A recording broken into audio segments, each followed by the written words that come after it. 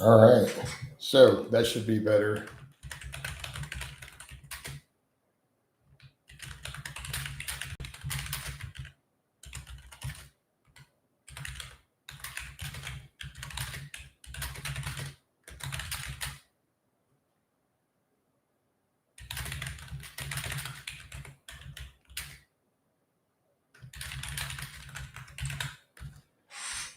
Hey, what's going on, Brom? All right, hopefully that's better though. So we're drinking coffee, doing our coffee chat.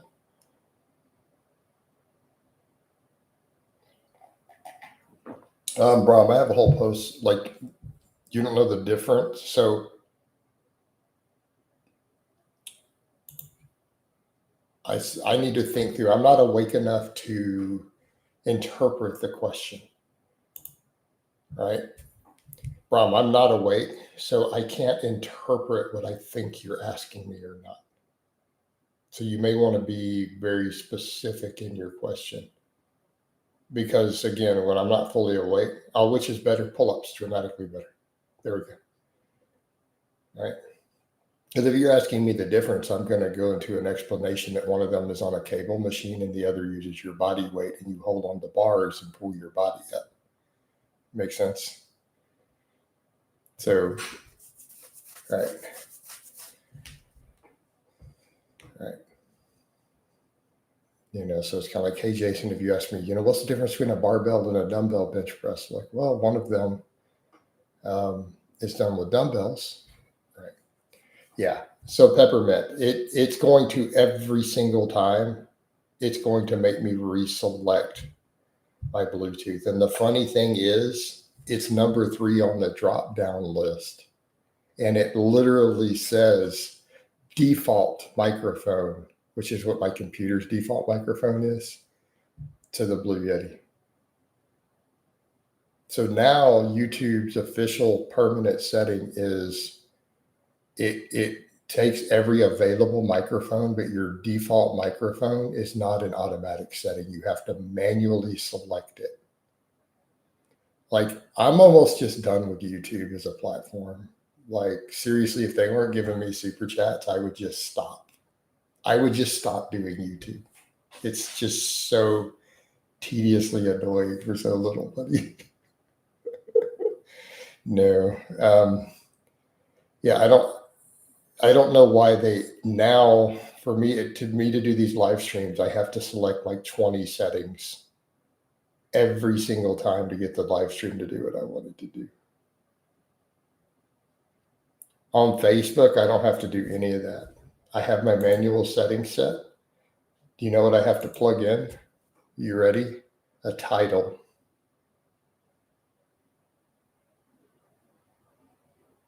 And a description. And the title and the description can be the same line. And then I hit the button.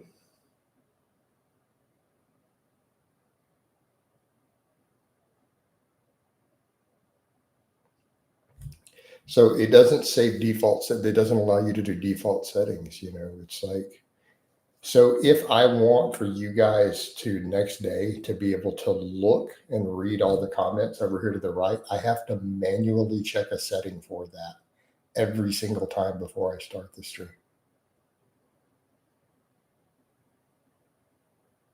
If I forget to hit the button, all these questions will not be shown for people rewatching later. There's no default setting for it. It's ridiculous.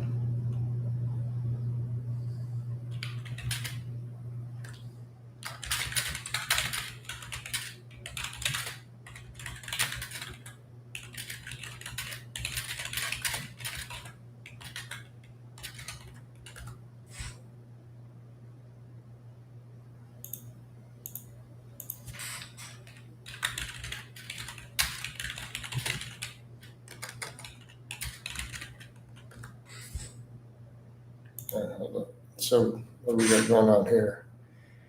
Yeah, I got it. Do you have any suggestions for shoulder exercises? I want shoulders, maybe push-ups, overhead press.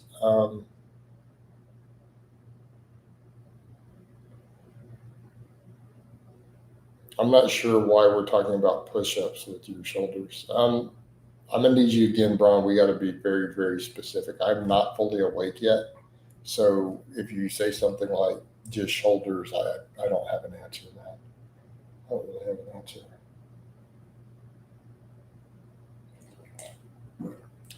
There's lots of shoulder exercises, but what are you defining as a shoulder? Like that's a region.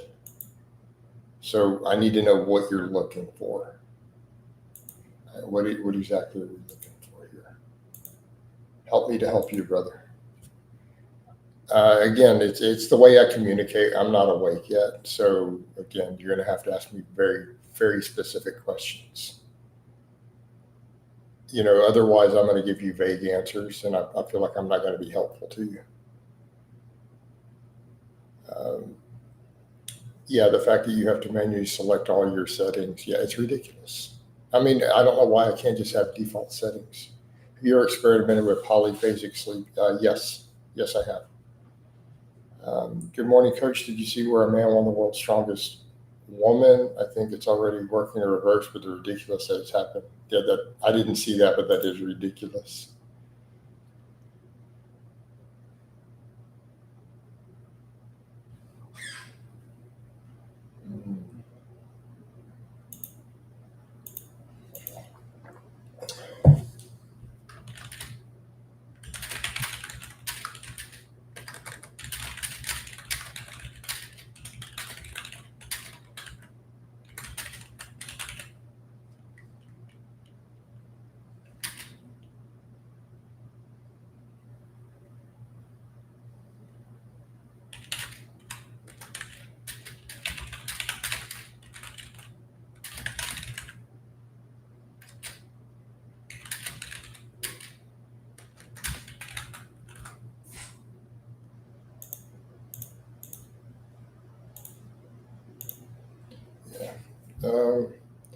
Yeah, total clown world. I just made a post on one of those too with the swimming thing on. I just put it up on Facebook a little bit ago, right before the live stream.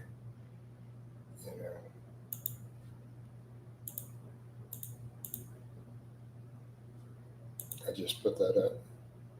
I hate the YouTube makes creators jump through. Do they not know your time is precious? Exactly.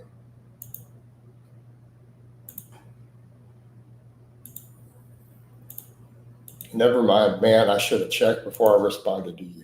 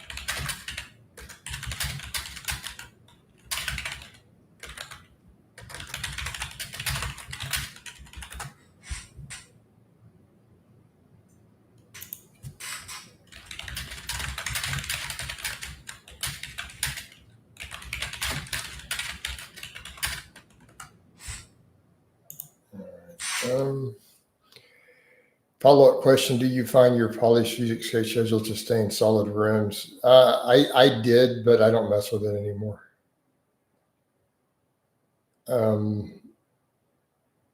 Mainly because, again, my coffee and everything. So I only did it naturally for a while, and it's been a few years. I haven't done that. I used to do polyphasic sleep, but that's when I used to sleep like 10 hours a day due to my training schedule and stuff sometimes. And I was trying to do really, really the highest workloads of training I've ever done. I don't remember. So unfortunately, you're asking me questions that I don't remember the answers to in detail. But followers remember I used to do polyphasic. Like, you're up working at 2 a.m., but then I would go back to bed for 3 hours. So I would get up and work because my brain would go into overload. So I would get up and post and make videos and then go back to bed, answer clients. So I'd get up and work for a couple hours and then go back to bed. I don't remember. I don't have an answer for you, unfortunately. I'm one of our friends who doesn't even follow you regularly shared your lat pull down on Facebook post to me, and the message certainly got, yeah, that one got a lot of engagements. So many people got upset, and it's funny how people got really upset by it.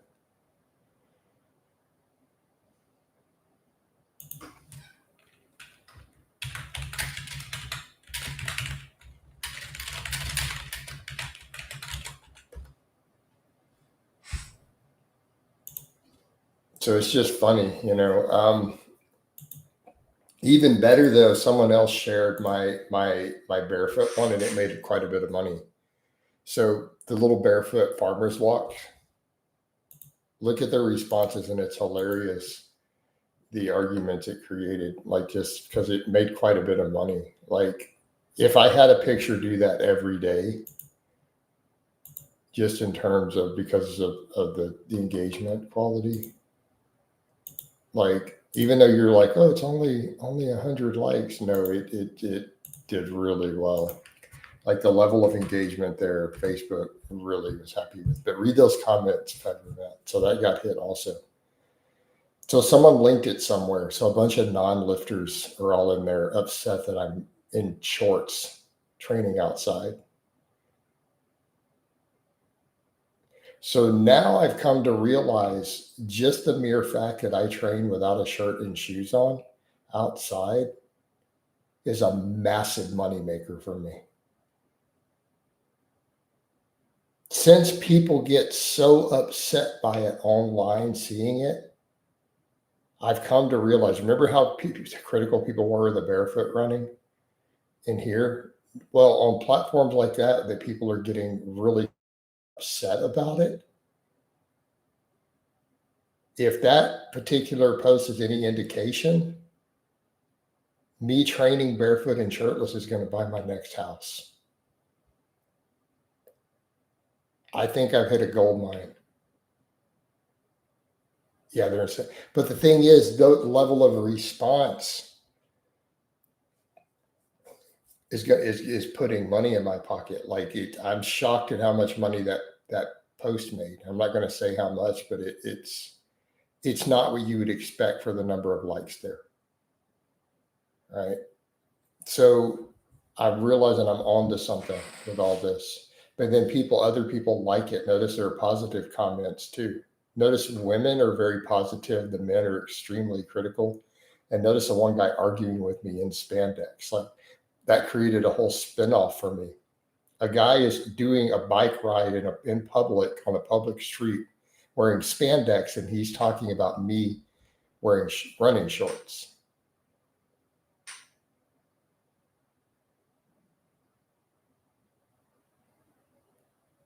And I called him on it, and he literally doesn't understand the hypocrisy. So again, me just doing this stuff is actually, this is possibly my next thing. Yeah, the dude's got very bent out of shape. Like, how dare I be in an extremely, I don't think people realize how hot it is. Right? My air conditioner is on right now still. I haven't turned the heater on. This has been such a mild winter. My heater hasn't been turned on yet.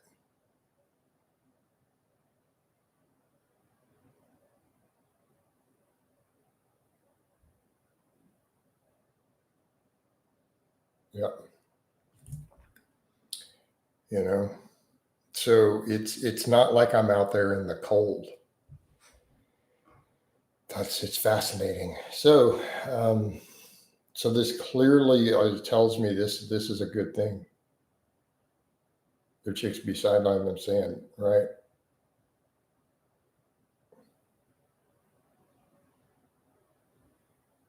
Yeah, it makes dudes really insecure.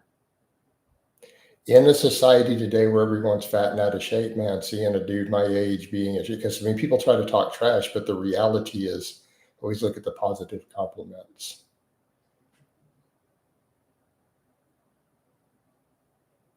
Right? Look at the positive compliments in there. All through several of the stuff yesterday. Like, wow, you're in amazing shape for our age group. You know, dude's like 42. I wish I could be where you're at.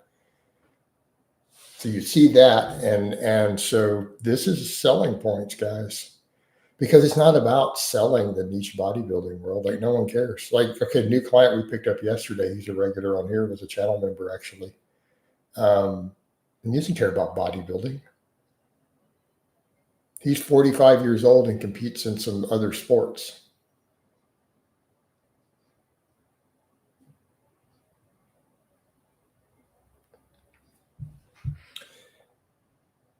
You know,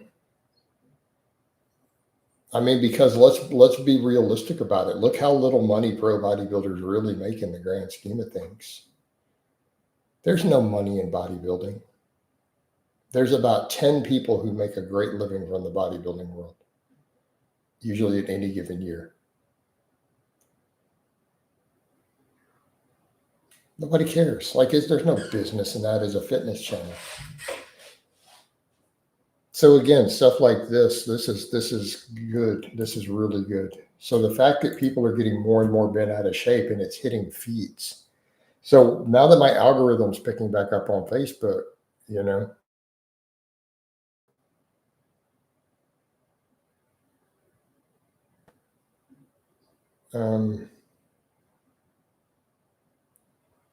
hey, Andes, I have a friend who's extremely sensitive to any feedback because he views himself as an undiscoverable genius. It's impacting his emotional well-being. Any advice on how to navigate these people? He should put a bullet in them.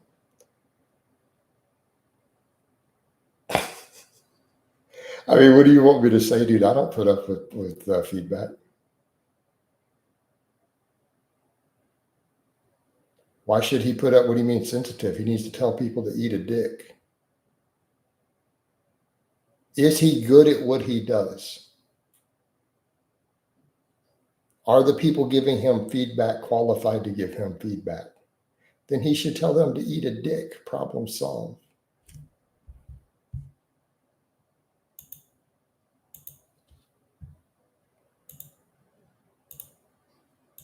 But I don't know.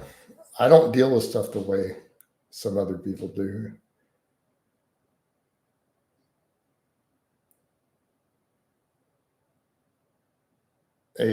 So no hamstring for us today. What do you mean?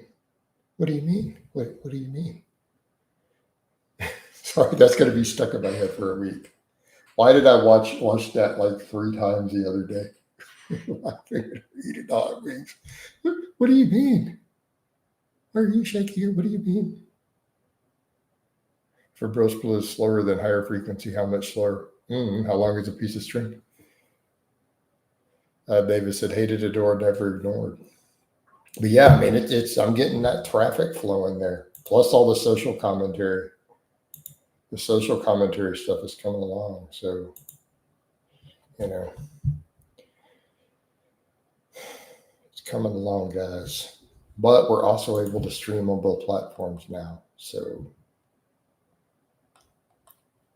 that's good. So that helps boost my algo now that I can live stream both.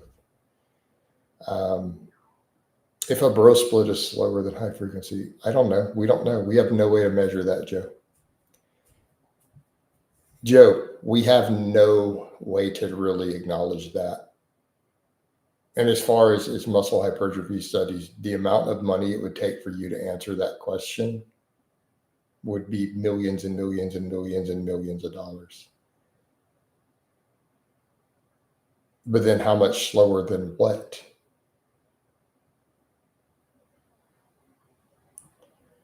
You know? Someone said, I hear the amount of times I hear that online is kind of really weird and funny. But everyone who shaves their head and has a beard, it's Heisenberg. I just want to see the hamstrings and put the guitar back. Sneak peek. Bro, you'll be seeing me do stuff out in the yard here later. I'm gonna do a GPP day as long as it doesn't rain on me. We'll have GPP content up today, man. I'll be out in my shorts, upsetting people on Facebook. Put some clothes on, man. Your neighbors are scaring your neighbors. Like, think about how funny that is, that people write that. You're scaring. By the way, the word neighbor is filtered here. You can't actually say it.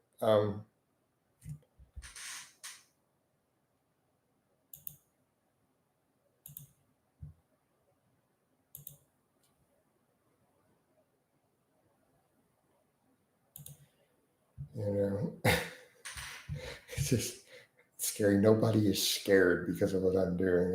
You guys have seen me catcalled though on camera a couple times.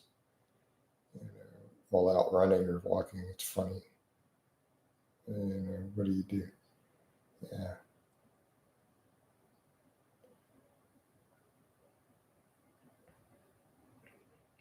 But we live in it. What's fascinating, in our society, we live in a society where all this body positivity happened unless you're fit.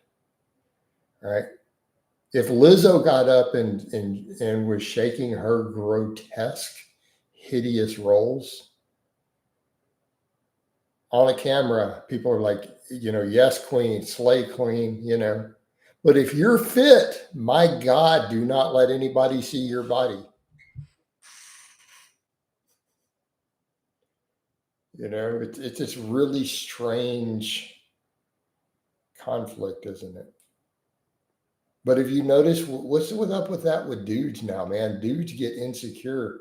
And when did this happen? Why do we now all of a sudden have this whole situation where men are now insecure about other men being fit? This is a feminine thing. And I'm not saying women should be doing it either, but this is historically, a very female trait. When did men get insecure like that? Is it when the obesity crisis has gotten out of control? Like, what's causing that?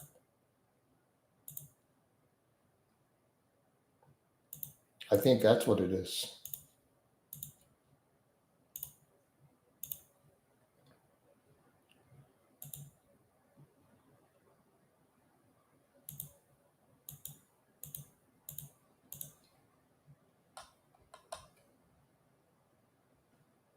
Yeah.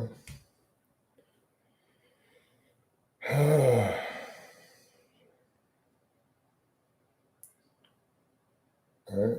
Oh, it's definitely not an insult with Heisenberg. I don't take it. It's rather funny.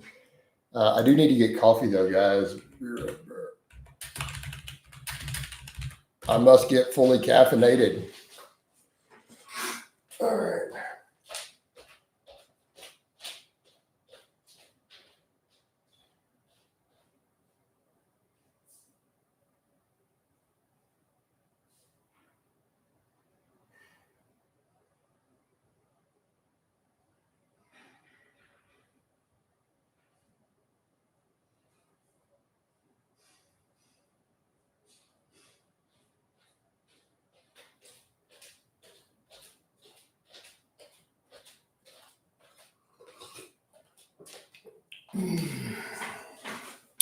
All right, we're back.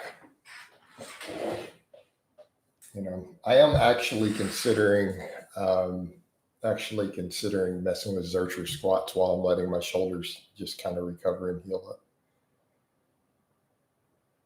Right? Because I've noticed my shoulders were inflamed enough even from the overhead pressing.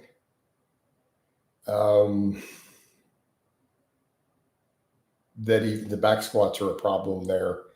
So I wonder if that would help for a bit too, because I was going to take them out and just do belt squats. I might mess with some Zercher squats because it will carry over to the back squat and performance. I might mess with some. It should be funny. Coach Blaha doing Zerchers. I kind of laugh because I always prefer these classic lifts, but I've seen me and my friend Christian Thibodeau a while back. I saw him write. Right.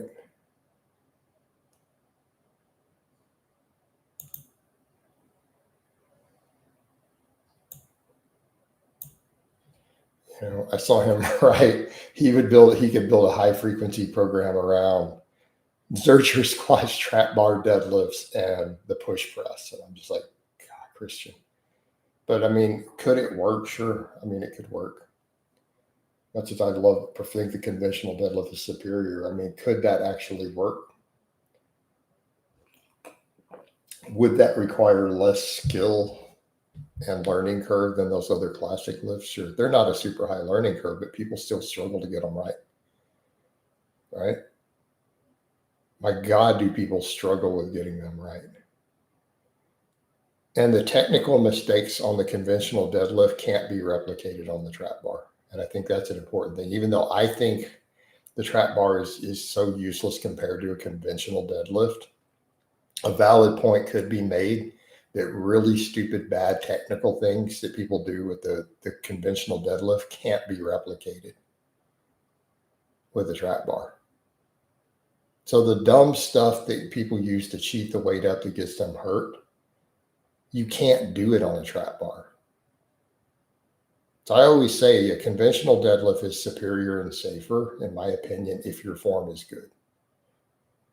But if people refuse to use good form, sure, the trap bar would be better. And the longer I coach, the more I'm shocked with just how bad guys are with form in their 20s. Like I struggle to get my head around it sometimes. Of how hard it is to teach some guys good form, 20-something guys. You know,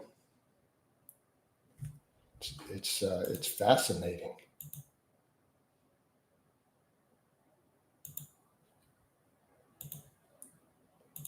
You know, it's just interesting. They just refuse to learn. And I don't know what the solution is there to that. You know, I don't know what our solutions are. Well, let's get some other Facebook stuff going.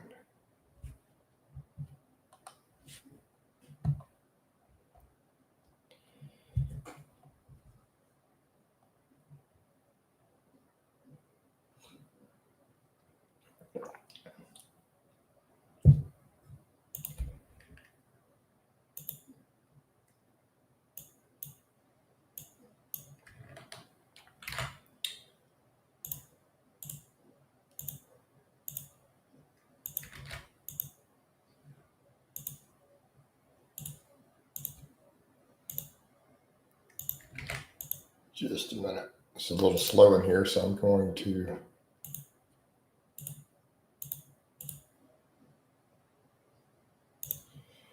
get some Facebook posts going.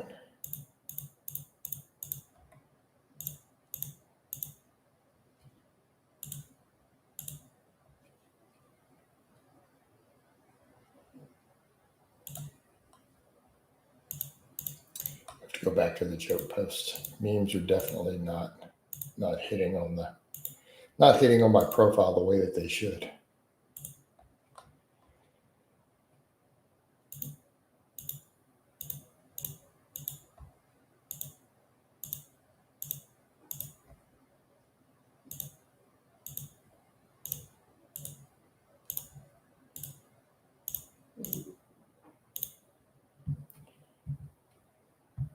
Your shoulder. Yes, that appears to be the case. Antioxidants.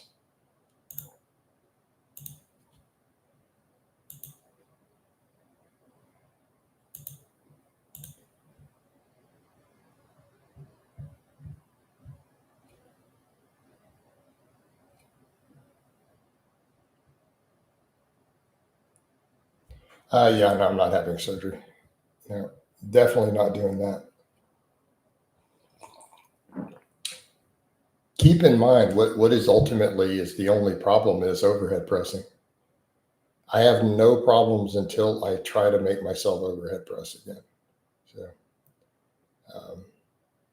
no, surgery is not necessarily going to fix it either.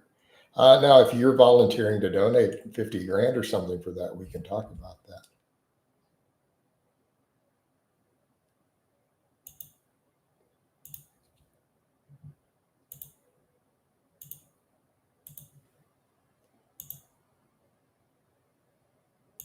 But as far as surgeries, I'm not doing any avoidable surgeries. I have my training and everything to deal with. Like, there's no point in derailing my training and bench pressing and all that stuff to drop tens of thousands of dollars in downtime on a surgery so I can overhead press.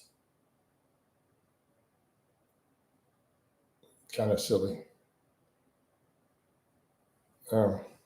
Well, then why are you suggesting how to spend my money if you're not going to donate? That's the rule. Just like if someone tells me I need an Apple Watch, I'm assuming they're offering to buy me an Apple Watch.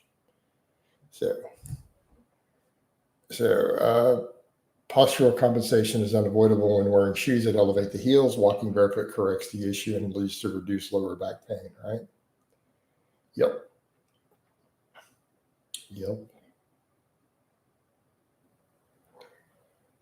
And no, it's not 2019. No, why are you going back to 2019 with that?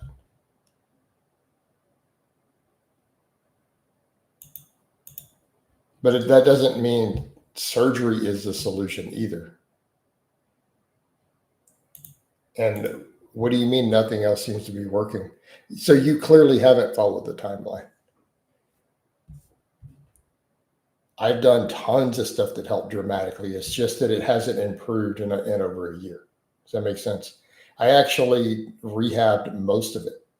The problem is about 90% better. It's that I haven't been able to get it beyond a 90% improvement. Yeah. Was that 2015 though?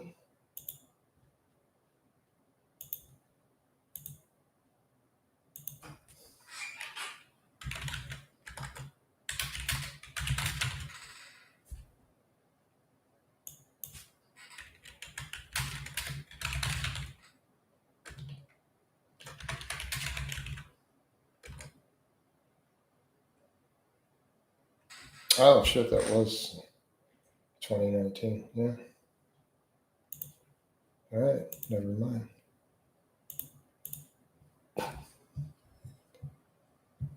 I actually had to do a channel search, man, because you're throwing numbers out. I'm like, no, that was like 6 years. There's no way it's that far back. Apparently it is. So here's what I mean by it's improved. Dramatic improvement. Can I do a chin up?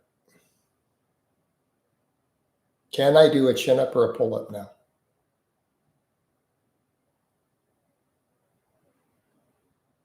So for a year, I couldn't do chin ups or pull ups at all. I couldn't do even one.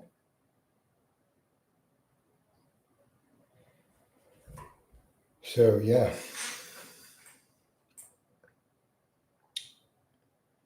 Yeah, exactly. So I have no problems unless I overhead press. And that's usually when I run into problems again when I say, look, I want to overhead press again. Because it's an important lift. That's when I run into problems. And it's because I simply cannot complete the range of motion. But I can do pull-ups and chin-ups, and that's kind of a big deal. That's a very big deal with it. But yeah, the overhead pressing, trying to overhead press again has caused enough shoulder inflammation that squatting is now a problem again. And it's just a point where getting under the squat bar requires so much loosening up that it's getting to where until it heals up, it's not worth it.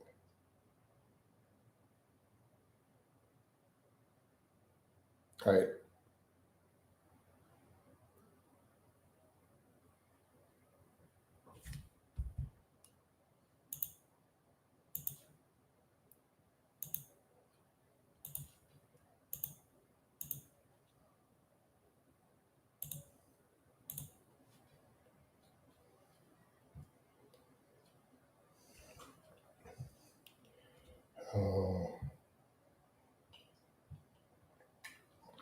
Sorry, Northern, we don't get to make requests from the non-members or non-super chats. But yeah, so ultimately, really, I run into issues only with overhead pressing. All right. Francis, I don't know what that means.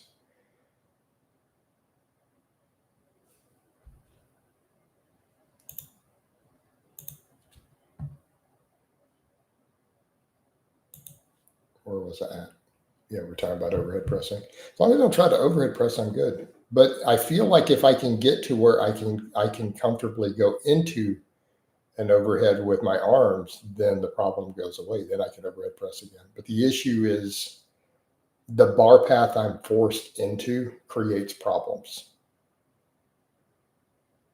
as far as inflaming the shoulder. But I also feel like I keep that area aggravated in a lot of ways. Right. So if I chill on anything that aggravates it at all and just keep working stuff that works the range of motion, because I mean, same with the squat. So let's say now putting the bar on my back is while it's inflamed is annoying. I can just Zercher squat if I need to. It's fine. Because remember how strong my squat gets really fast. Like for me, squat comes back quick. I took 18 months off from squatting. And I was squatting 425 within a week from just deadlifts. And then we built up to that 605 on the cambered bar. Yeah. Well, I mean, I don't have to put a bar on my back to squat anyways. I can do Zerchers if I need to. Like I wish I could front squat. The same thing. Like if I can get that shoulder range of motion restored, I want to be able to front squat again. Like that would be really high on my list of useful stuff. But I actually want to see if I can mess with Zerchers or if they're too painful in my elbows. Be interesting to try. Right.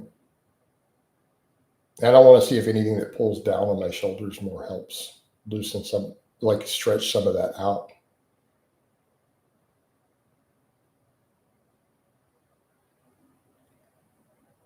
All right.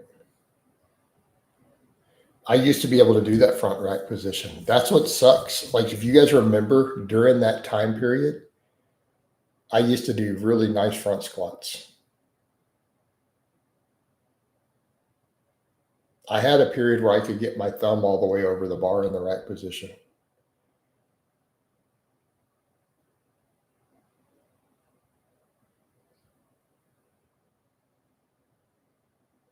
You know? So I've got to look at the long game and say, what if I completely just work on non-lifting stuff that doesn't hurt it, and I don't do anything that bothers my shoulder in the weight room, and then continue a little bit of the mobility stuff. Yeah, but the Zerchers will have carryover to my back squat.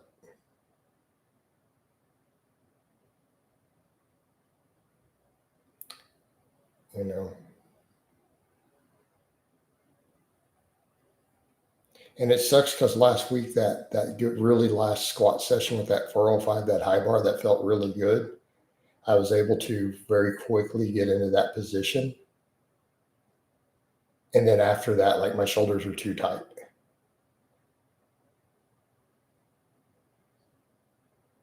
So the issue I start running into is that my shoulders get so tight that I can't find a comfortable spot for the bar on my back.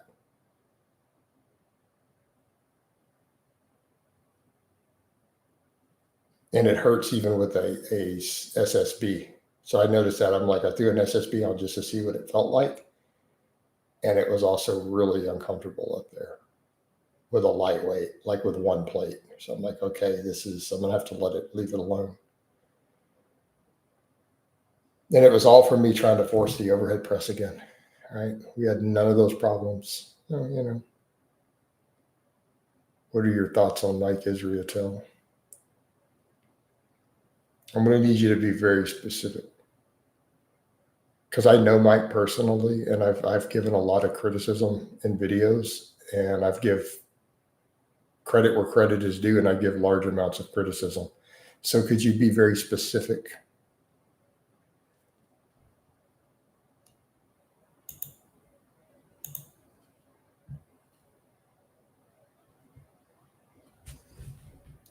I just feel like Mike Israel gets way too much airtime in my live streams. So if you have a specific question about Mike, I'll be happy to discuss the nuance of a specific detail. But he's got way too many hours of airtime. Like I've talked about Mike till I'm kind of tired of it at this point.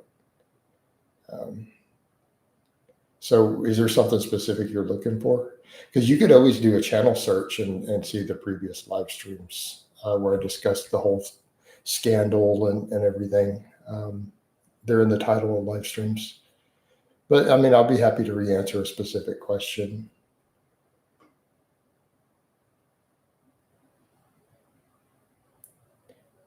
I mean, do you agree with what he said about Minzer compared to himself?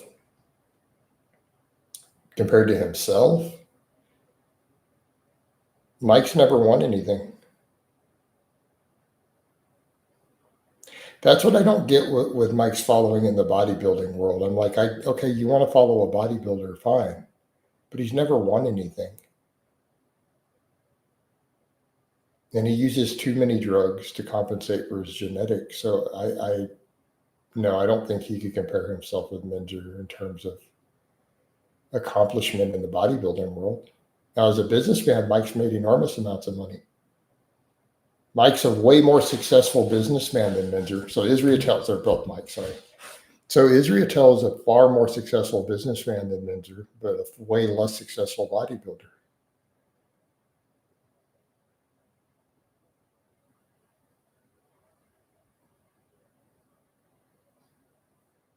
Right? Mike uses too much insulin, too many drugs, to be where he's at. Like the insulin abuse is really a problem for him. And you can see it. I've said that for a couple of years. I said that a few years ago. His insulin use is too extreme. It's taking a toll. He doesn't have the genetics to do what he's trying to do. But I get it. It's for his business. It markets selling his app,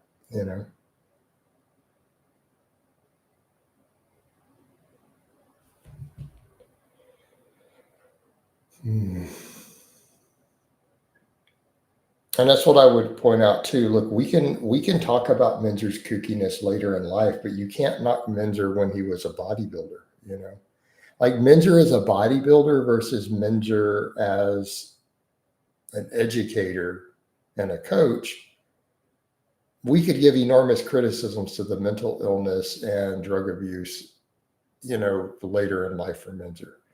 But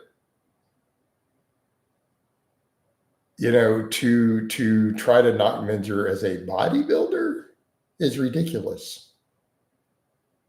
He was vastly successful in his era as a bodybuilder, and his training looked pretty solid. Right?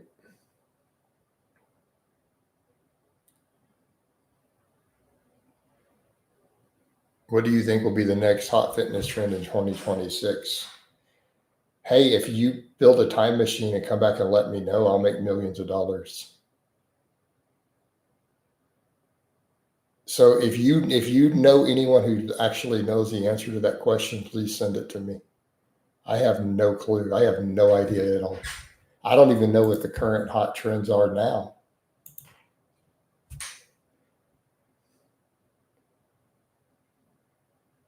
Dorian said it best about Israel. Yeah, I mean, I don't know. And I hate to have these discussions because people get pissed at me and they're like, well, what car do you walk? And I'm like, but I'm not a bodybuilder. I don't know why I get drugged into bodybuilding discussions. It's always been weird to me. Like I'm literally a hater. Like I make fun of bodybuilding. I don't like bodybuilding. Like I want bodybuilding to just completely go away. Yet I somehow get drugged into the discussions. Somehow, like I'm an insider. Checking site would be something ridiculous, right? Like it's so strange that people ask questions like I'm an instead of a critic of the whole thing. Like I think the whole thing is stupid as fuck. like bodybuilding. I don't want anything to do with it. It just disappeared off the face of the earth. You know, the current bodybuilding world. But I get drug into the conversations as if I'm an insider or part of the world. And it's so strange to me. It's like asking Tiger Woods about American football. He'd be like, you guys know I'm a golfer, right?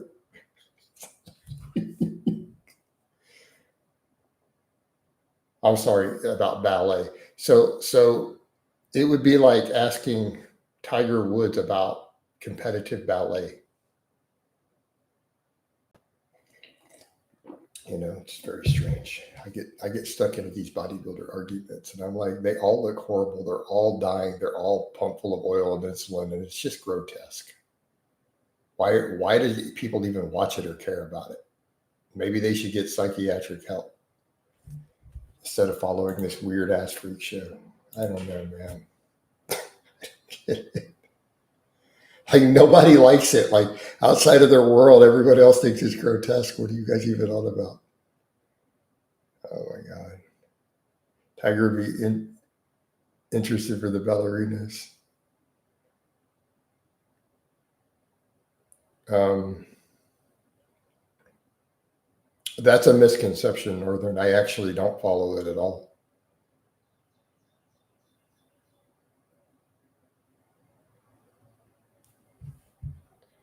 I know about it because of my live streams and my fans.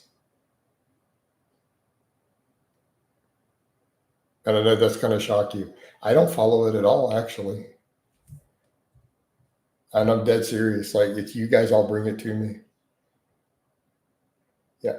So if my fans didn't bring me stuff, questions, and send links and post stuff to me about bodybuilding, I wouldn't know anything about it. I would have no clue at all. Yeah, I don't follow it on my own. Like I don't go read stuff or watch body. Like, does that make sense? I don't go looking for it or watch it.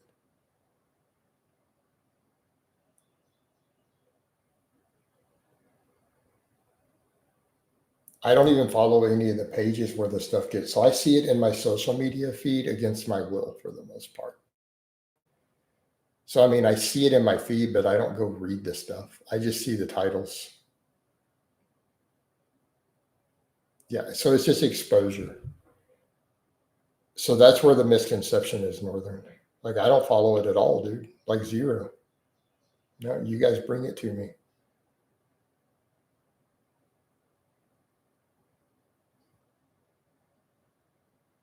Yeah, learning Chris Bumstead was, right? Hold on, guys. I need to be right back.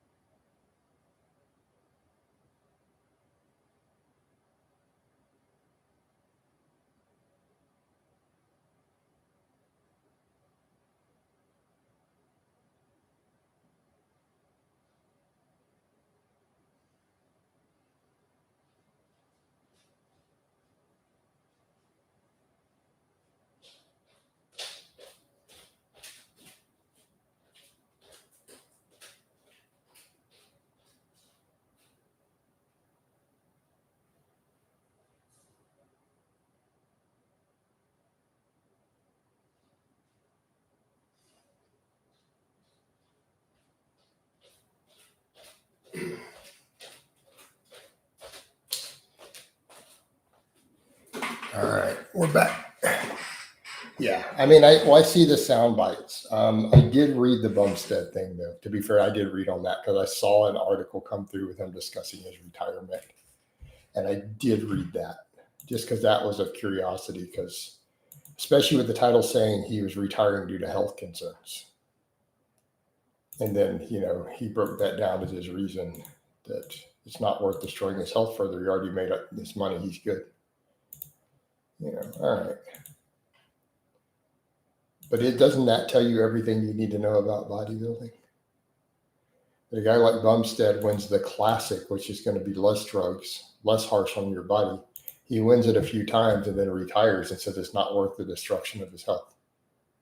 Done. All right. I didn't know he had a hair transplant. I didn't know that.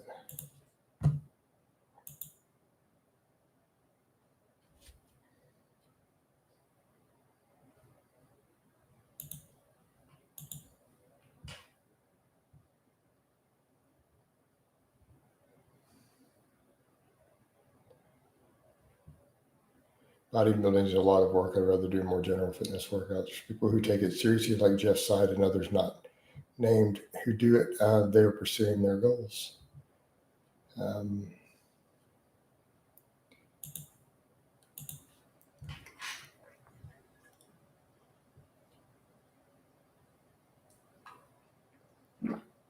But is it necessarily a lot of work? So, and I think I hate to be the bearer of bad news, Andy. Have you been around many pro bodybuilders? You ever worked out around many of them?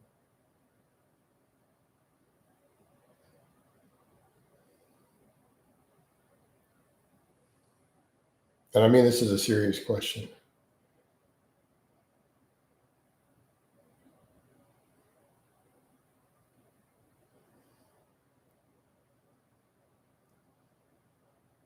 Because I'm going to blow your mind with this. Do you think the average professional bodybuilder trains harder than the average gym bro who just works out recreationally?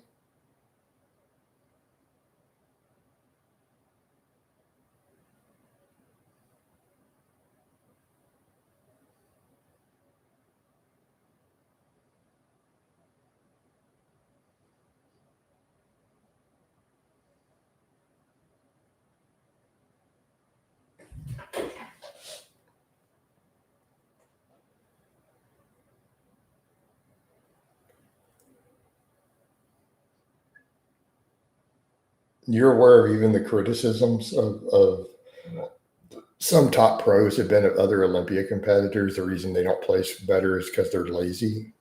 They're just like, you're lazy. Like if you actually worked out hard, you might actually not be third place in the world. And they're right. I mean, this has been a valid criticism of many pro bodybuilders. A lot of them don't actually work hard. Actually, they don't really work. It's just drugs and genetics. I'm not saying they're not exceptions, but this is a point you may not be realizing with this. You're under the impression that every guy who looks like that comes in and just trains like a beast. A lot of them don't.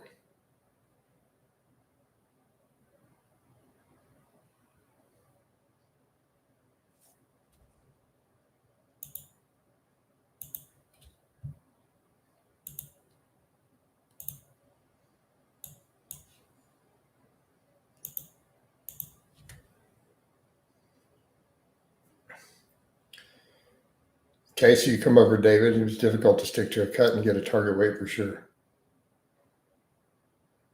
Is it, David? I'm gonna put on this voice. Yeah, the first time I won the Mr. Olympia, I didn't really know nothing about dieting.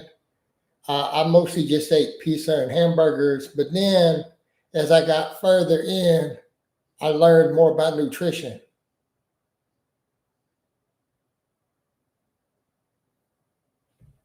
to my Ronnie Coleman voice. How sure are you of that statement?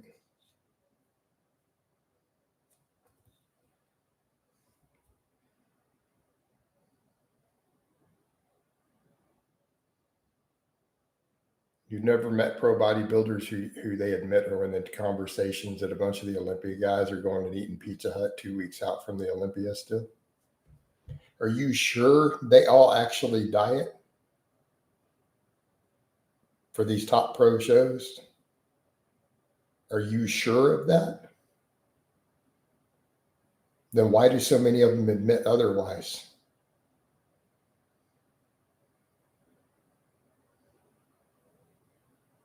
I think a lot of them don't diet or eat clean or track anything. So they're all lying when they say that? David, I know that's going to blow your mind. I've known some really hardcore serious bodybuilders who don't change their diet at all in season and off season. They only change their drug stack. And I'm talking guys with physiques that would shock you. They are out there. No, I think you'd be shocked. Good morning to you, Matt.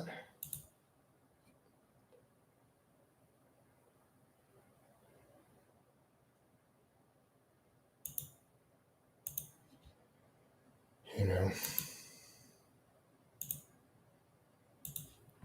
Good morning, Mark's View. You know, so that's the fascinating thing with it. Of some guys don't have any problem getting ripped for a show. Now, I mean, so I can give you two examples of some really famous guys historically and compare the differences. So let's take Kevin Leverone and Ronnie Coleman, right?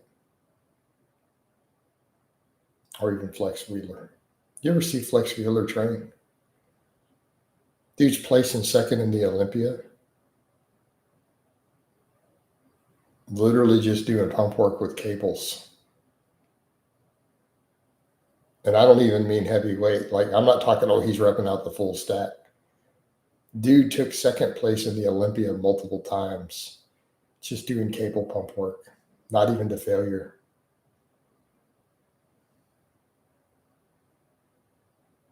Yeah, there's guys eating pizza and cheesecake who are ripped. Ronnie Coleman admitted he was placing in the Olympia before he knew anything about nutrition or dieting. He said that. He learned a lot more about nutrition to win first. Ronnie Coleman was placing and getting prize money at the Mr. Olympia without dieting for shows. He just added a little more cardio and was still eating pizza every day. He's like, he admitted that he used to just eat pizza and hamburgers and he had no concept of dieting or eating clean.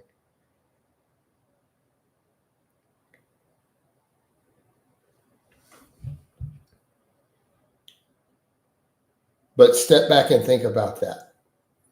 They're putting in the work. Do you think they work harder than you do?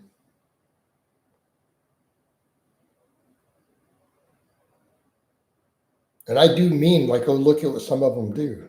They go walk on a treadmill for 30 minutes and they're now on the Olympia stage.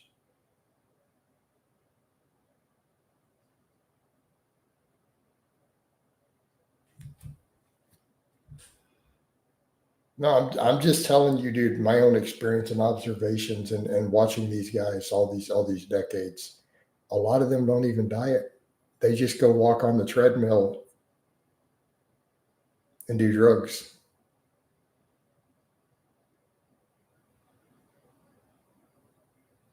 It's the parents you pick and the needle you put in your butt. Remember Dorian Yates' criticism of Kevin Leverone, of why he kept taking second? I don't follow it anymore, but I used to follow it back in the day, and I remember all this stuff. And I know bodybuilders. Think about the gyms and stuff I've trained at and places I've gone. I've had plenty of conversations with IFBB pros and IFBB coaches.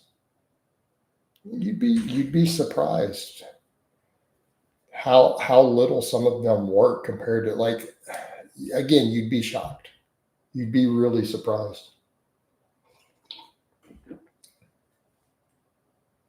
So, I mean, a perfect example, Ronnie Coleman trained like insane. I've seen Ronnie Coleman train in person.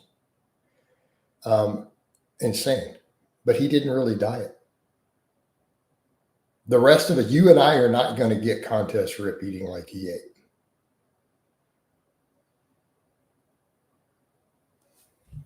Just not going to happen. Even in his later years, when he didn't work on nutrition more, when he was winning, some of these guys don't actually train hard.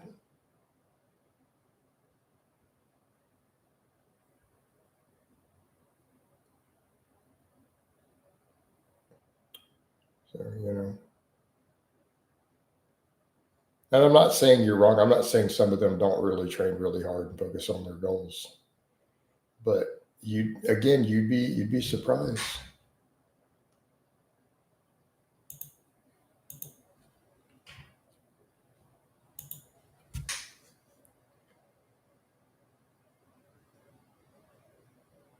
All right.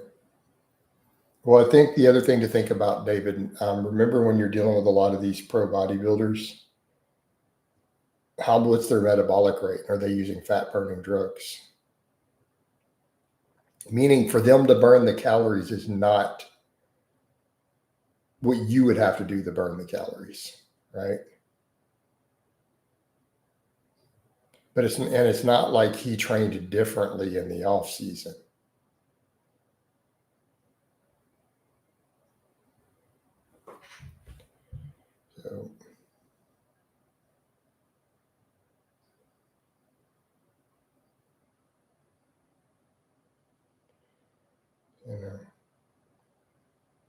So, so that's a big factor. And again, think of it this way, because you're like, well, but he burns the calories sleeping.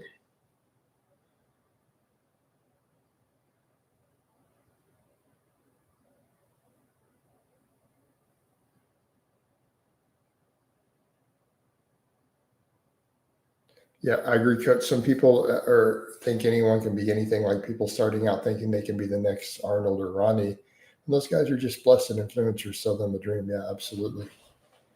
And they all ran pretty hefty doses of drugs for their era, right?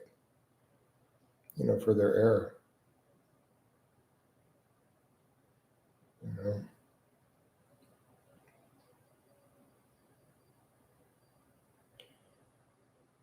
Right. Yeah, it matters. But ultimately, bodybuilding is really about your parents and the needle. And again, guys are forgetting how many drugs they use. It's talk to some bodybuilders, David. Talk to some serious bodybuilders about their drug stacks. You'd be shocked. You'll be absolutely shocked.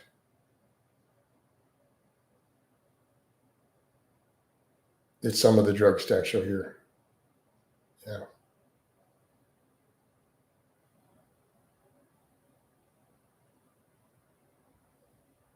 Even in the strength world, do you remember? I saw a thing where there was a conversation with Wendler with some other lifters, and some coaches were talking, and the topic of drugs came up. Okay. And one of the guys says, I don't know, man, I get ready for meets. I just run 500 milligrams of test by itself, and it's all that I need to gain muscle. Like, I make good gains on it. And Jim Wendler looked at the dude and pretty much just right there, well, not everyone is genetically as blessed as you.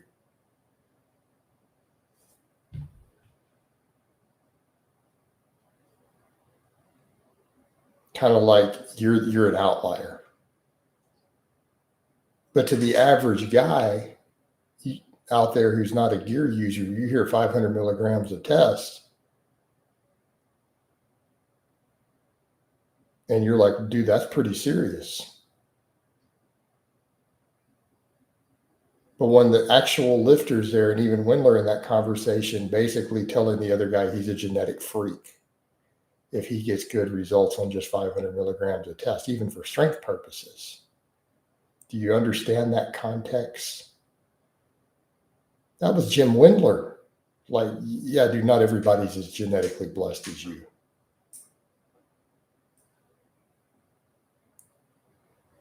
Implying that to Windler, that sounded like nothing. Like what?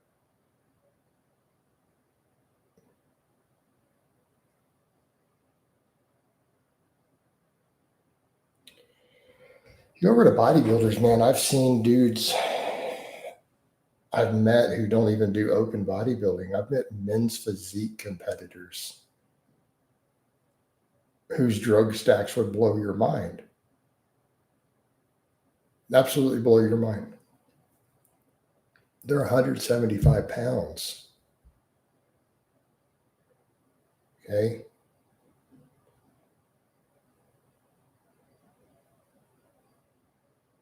The difference in a lot of these divisions is just genetics and structure. Some of the men's physique guys are blasting more drugs than Arnold used at 175 pounds body weight. Just be aware. Like I'm talking dudes on a couple of grams, total gear, Tren, Masteron, growth hormone. They're 175 pounds.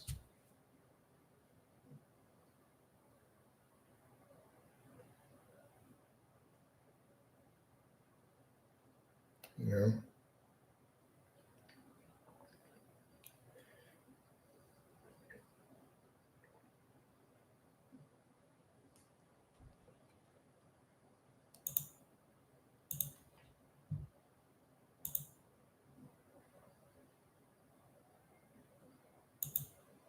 I think peptides can have their place, but I don't think any of them do anything more than growth hormone does.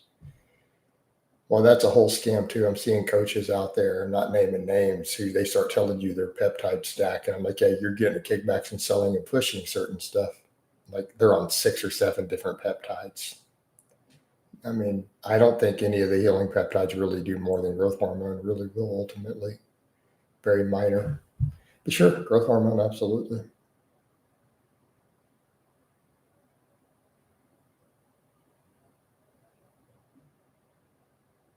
They can have their place.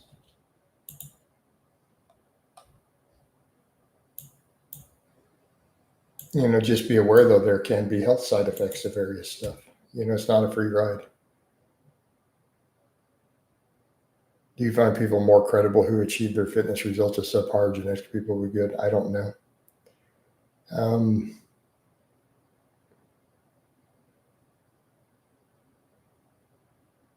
The problem is, Andy, you don't know them, right?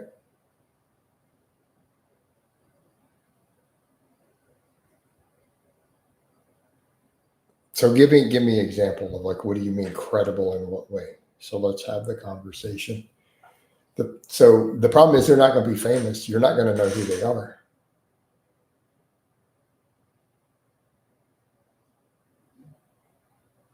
You're not going to know who they are. But are you talking about as coaches?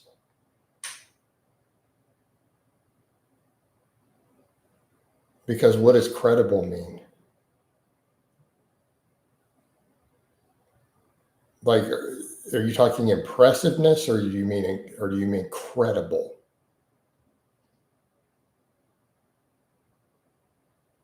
Because those are two different words.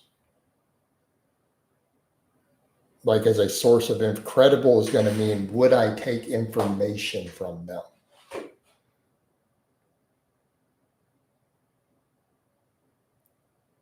All right. No problem. Take care, David. So if the only thing you've ever done is trained yourself, you're not credible. That's it. Like that's pretty straightforward. As far as putting out knowledge for helping other people, no, you're never credible. Why? Because you don't train other people. You have no knowledge to impart. You know how to get yourself results. Okay. And that's good. Now, can that be impressive? Yes, but it's not credible.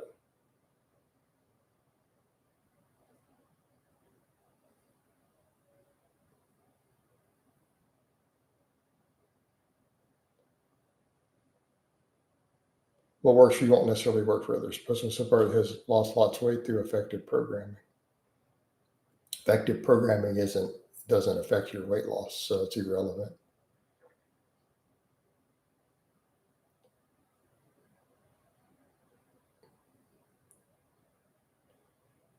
Effective programming, we're talking about your exercise, your working out. It's not how you lose weight.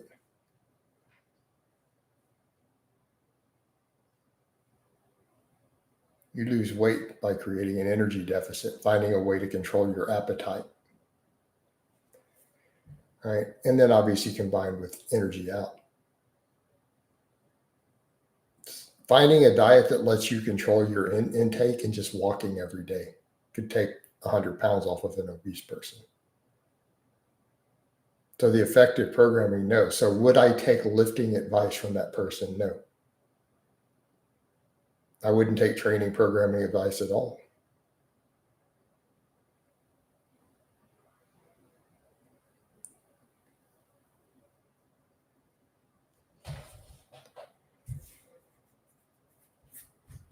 How many people have they coached in the weight room?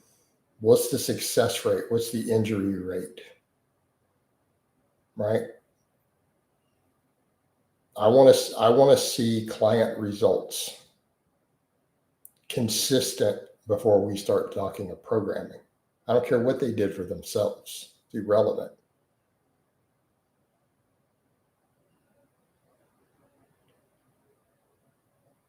Right. Yeah. I mean, I coach tons of guys. You guys have seen me put up over the years numerous clients for taking them from a 400 to a 500 squat, all weighing under 200 pounds. I put up clients squatting 600 pounds, deadlifting 700 pounds, over the years when I did a lot more hardcore strength end. So that's what I'm looking for. You're going to talk training programming. What are your lifters doing and what's their injury rate? That's what I want to see. I don't care about your genetics. Now, so are we talking impressiveness? See, credibility and impressiveness are not the same thing.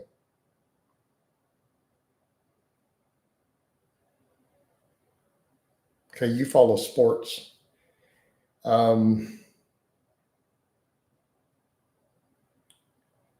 Right? Michael Jordan, right? Is Michael Jordan's achievements impressive as a basketball player? Yes. Is he credible as a basketball coach?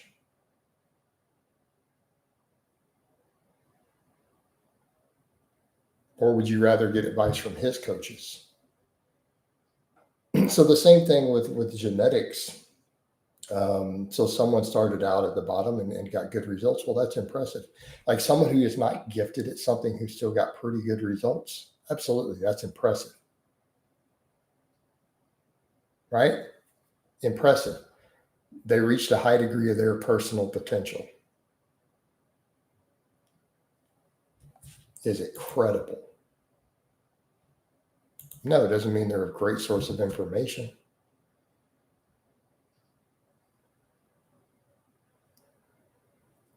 They could be a really bad source of information. It's the replication. Have they taken 15 subpar lifters and got them really strong?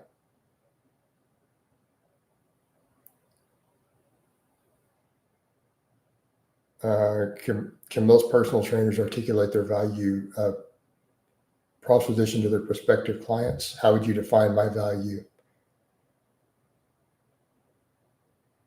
Team Blaha, we get strong as fuck. That's it. I used to use that as a sales pitch. That was my sales pitch. When my coaching business was at its peak, making the most money, hire me. I'll get you strong as fuck. That's it. Done. I have a whole stack of people that are all super strong. Look how many people I got strong. Got Robbie, took him from stuck at 180 pounds squat to squatting over 400 pounds. There you go. Skinny beanpole, struggling with 185 pounds on the bar. Here he is squatting 450. Done. Took me 2 years. There you go. Justin, struggling with 405. You've seen Justin. He's done things. Here he is squatting 520. Took 3 years, 2 to 3 years. There you go. And these guys both did all of it without any injuries. That is how I define my value.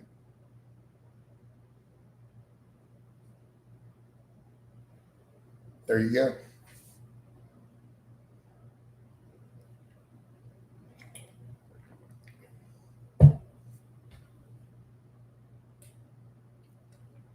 Same thing with all my people who compete in other sports. I will get you strong and it will carry over to your sport. Who, Justin? Yeah, Justin's in his late 30s there. Absolutely. Oh, you tricked me. Oh, you're a month old. I just checked the date. I thought you were the new guy with the new account. So never mind, I apologize, antioxidant.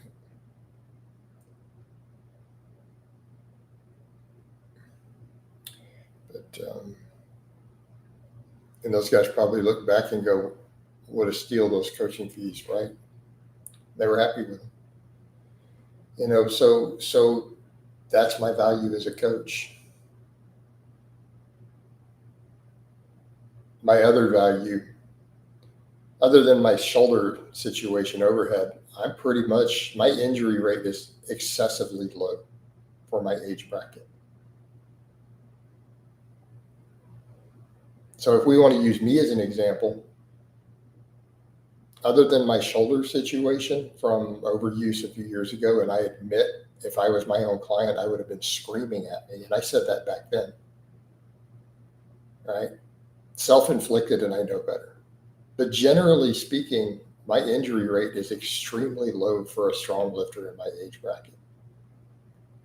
And then look at what I lift. You've seen me squat 500 this year at 48. Yesterday, I did 315 for 5 pause reps on the bench. I'm 3 weeks from my 49th birthday. You've watched me do stuff like 6 rep sets of 500 on a deadlift. I do weighted chins with a 45-pound plate.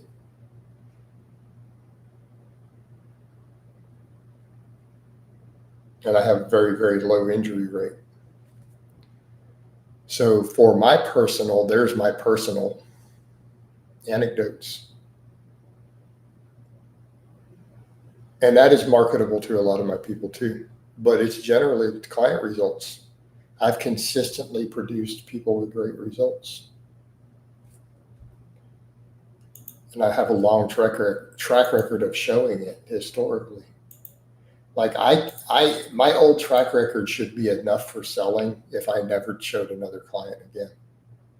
I've already established a track record of success with numerous clients, numerous vlogs, numerous testimonials. For me, overuse is always my issue. I don't always train smart. Every time I have a problem, it's from overtraining.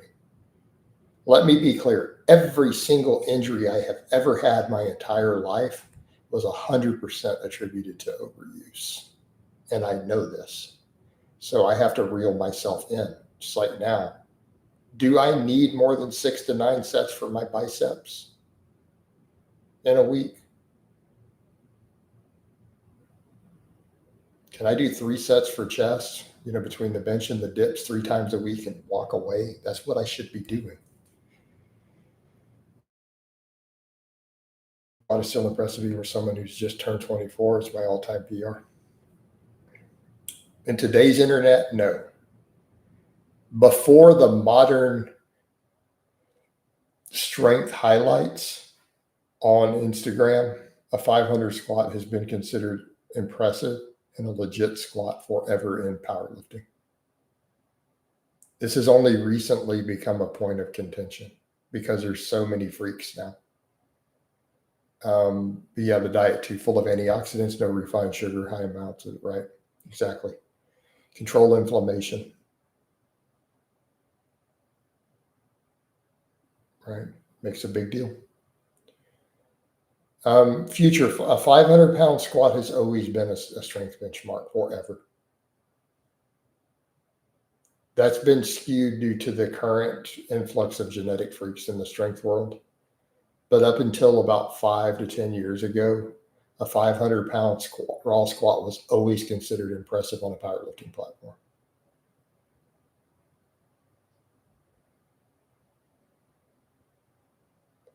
Antioxidant. Can 6 sets a week work just as good as 10 sets if you're progressing with 6 sets? Will the muscle growth be the same as 10 sets as long? How long of an answer do you want?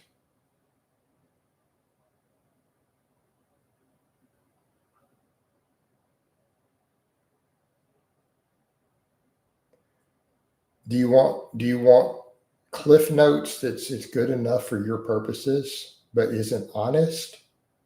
Or do you want the deep response? Which answer are you looking for your question, antioxidants, so that I know how to answer your question? What are you seeking from this question?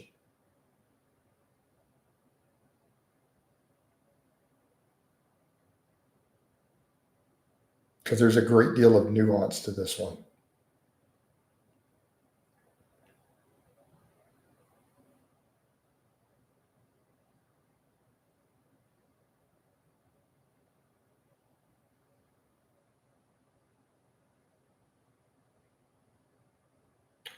A lot of it has to do with weekly progress. So a full response. We don't have time for a full response. I'm not staying in here for 2 hours. I'm going to give you the cliffs of a full response. Hypothetically, you may be able to squeeze a little more muscle growth out of the 10 sets. I don't think it's unreasonable to assume on a week-to-week basis it might be a small amount more. That is subject to debate. However, we have to factor in the recovery with the progressive overload. You also have to factor in if at any point you are ever required to take downtime due to a deload, you automatically have lost muscle. We got pretty good data showing we lose muscle during deloads, actually, some. Any injuries is going to offset. So what you're factoring in with that question is going to be a lot of nuance of hypothetical progress relative to recovery and progressive overload. But in theory, the 10 sets a week may give you a little more week-to-week muscle growth. Whether it's 0.5% more or a substantial amount more could be subject to a great deal of debate.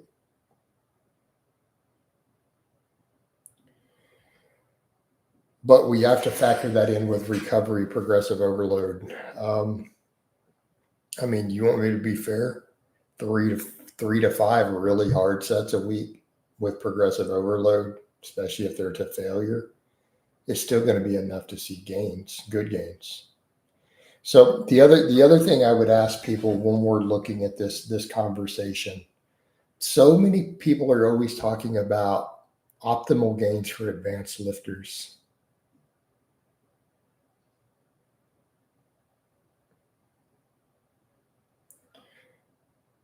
I have 25 years in the weight room.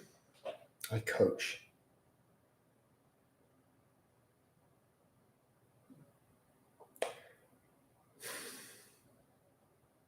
Forget optimal. How about anything? Let's be clear. What's the problem most advanced lifters have? What's the biggest problem advanced lifters have. I haven't made any gains for 6 years. There's a problem. I regressed.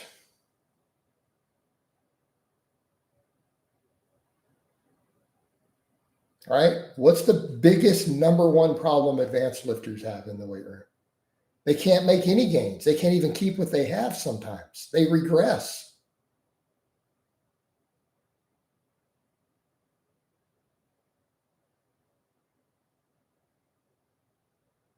Are we worried about optimal? Why are we worried about optimal? We need to be fixing the problem of people aren't making anything.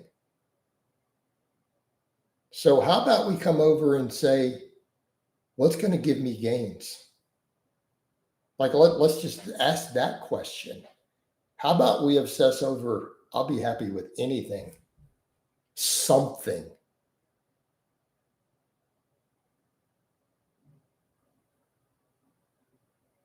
And that's a different conversation.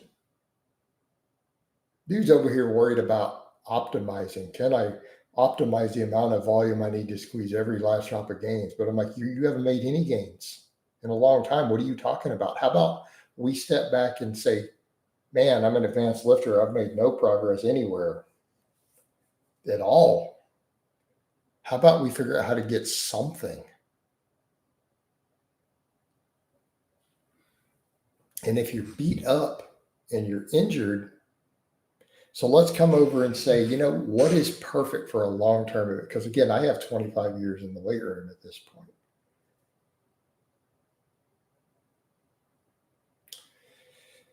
How about you focus on making gains at all? Something.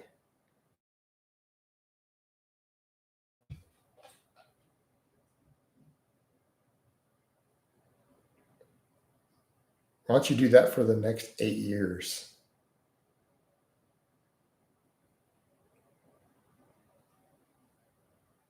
All right.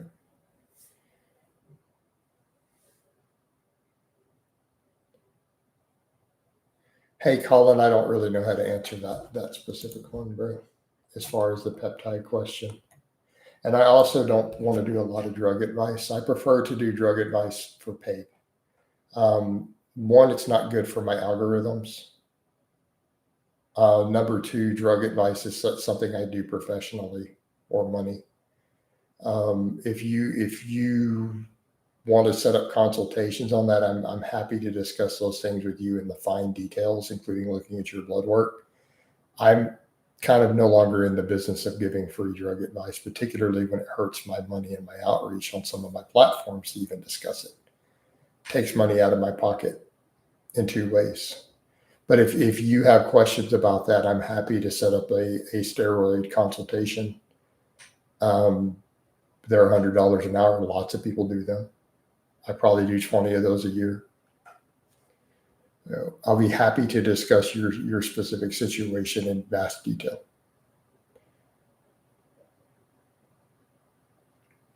I think squatting 500 completely natty isn't super common. It's not.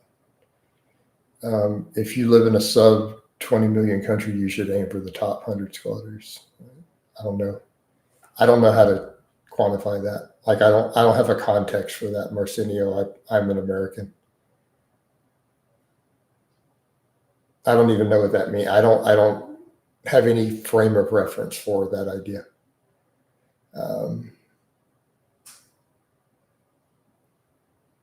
I don't even, so again, I can't get my head around that.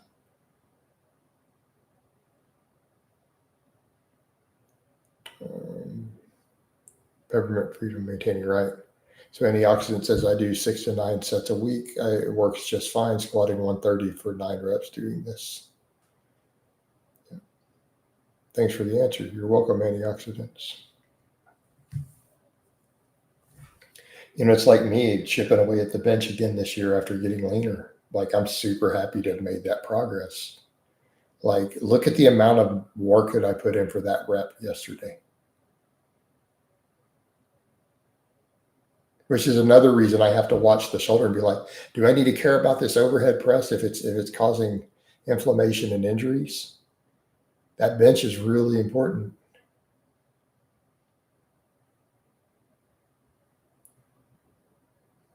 you know. So I got that 5th rep yesterday. Keep in mind, I was only doing triple with 315 when I got the 350. I worked up and had been getting 4 reps consistently, and then I finally hit 5 reps with my 3 plates, yesterday. That's the first time I've ever done that at under 220 pounds body weight, by the way. I'm aware I've PR'd that, but I was also like 228 at the time. So I'm pretty happy with that.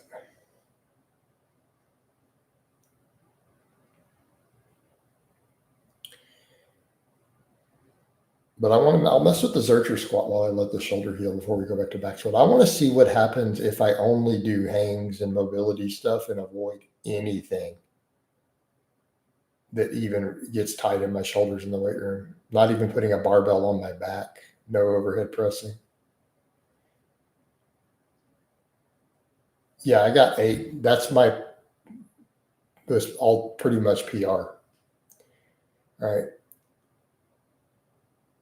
Pretty much was PR, but I was also walking around at 228 that morning is what I weighed in at. So a few years ago. It's been like 3 years now. So yeah, building back up to that 315 for 5, I'm really happy with that. I felt like I almost had it last week though. Someone said, I don't know, I think you could have got it, but I'm like, nah, I felt like I was close, but I wanted that 225. But I feel like that's all helping.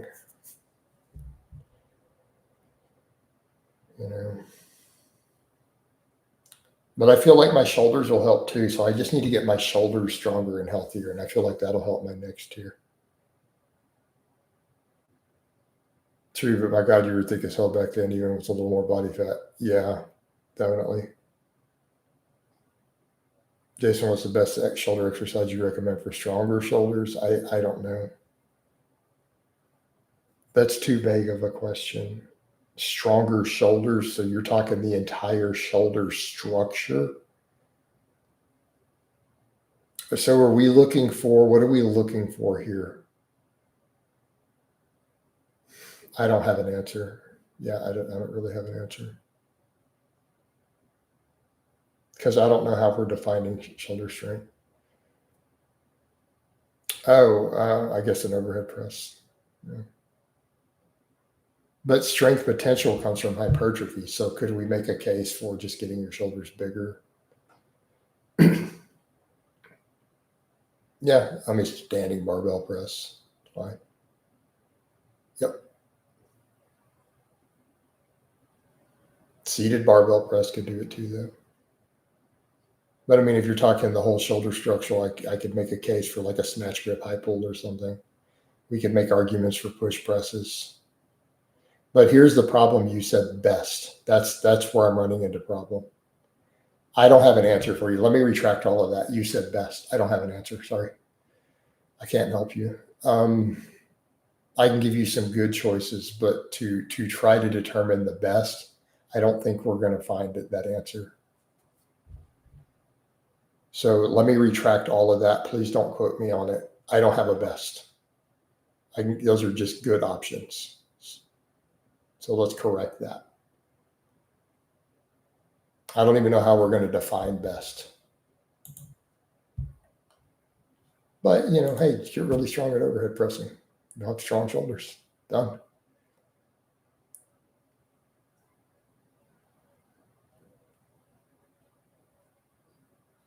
Again, we must be exact in our terminology. You asked an exact question, and I took your question literally. Right? Because these are technical conversations. Our literal answers are really important. Marcino, I don't know about that 405. Dude, 315 for 5 is a long way from 405, especially now that I'm going to trim down just a little bit. What's the difference between an overhead press and an incline press that would develop? So are you asking me what's the difference between the lifts, or are you asking about what's the difference in their function? And also, overhead press is too vague. I can't give you a difference. I need you to specify a lift. Which overhead press? Because if it's a seated overhead press versus an incline, the difference is the angle of the bench. So the standing overhead press. So the difference between a standing overhead press is it's a barbell exercise that you've done while standing and you press the bar over your head. An incline bench is done usually at a 30 or 45-degree incline, is a seated exercise that replicates a bench press.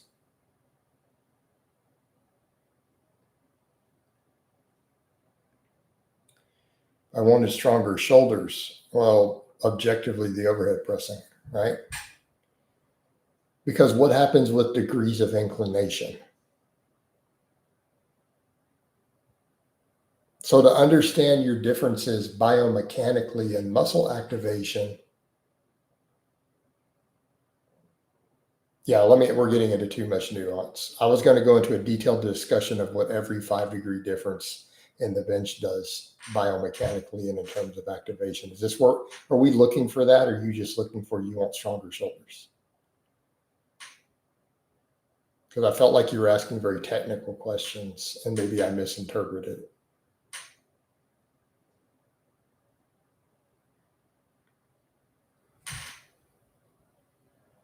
But sure, if you want strong shoulders, yeah, standing press is great. Fantastic. Get really strong at the standing press, you'll get strong shoulders. Sorry. I always got to remember, what are people looking for in the answer? Because sometimes people are asking, they want biomechanics related, and you're just looking for a practical application. Yeah, I've never seen anybody not get strong shoulders by just getting really good at the strict standing barbell press. Yeah. There you go. Really just looking for pragmatic. Okay, cool. We're not looking for coach to nerd out on you.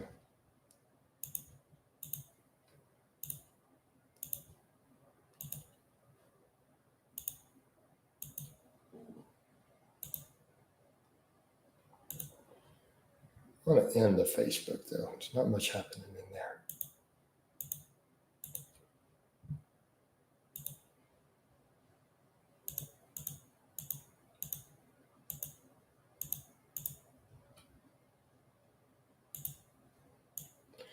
It's like Facebook's going to have another one of those solid days. I need to keep hitting those overlapping targets, right?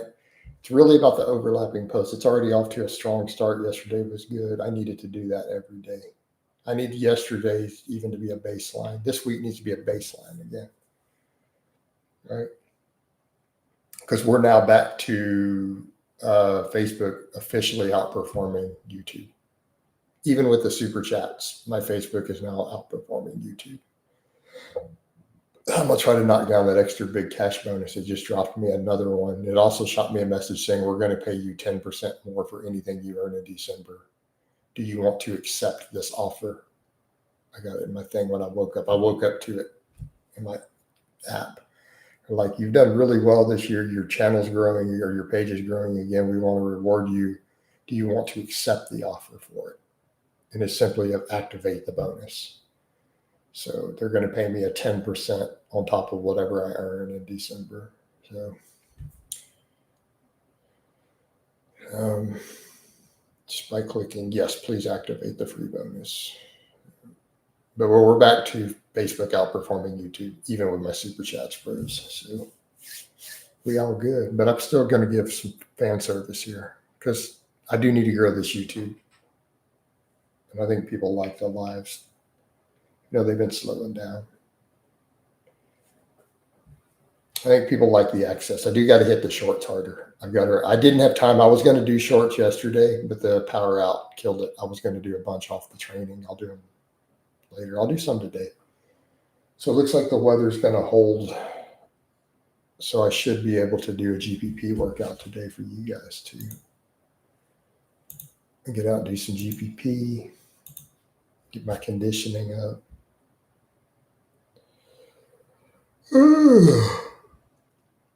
I'm still veiny on no carbs, though. The carbs are low. We're still vascular. Quads look like. How are you looking?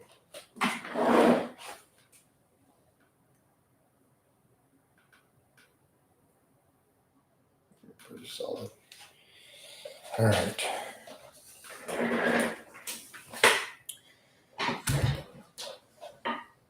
There I am.